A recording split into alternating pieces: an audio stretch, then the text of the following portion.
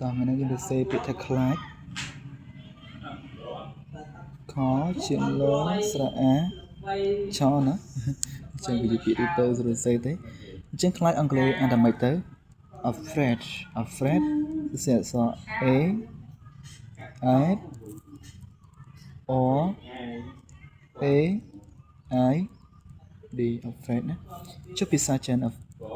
ខ្លាចចិនថាម៉េចទៅផាសេម៉េចទៅ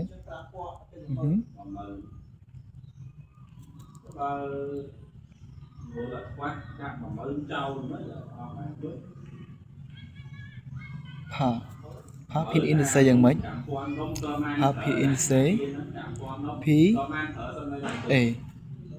ខ្យល់ផាណាអញ្ចឹងខ្លាច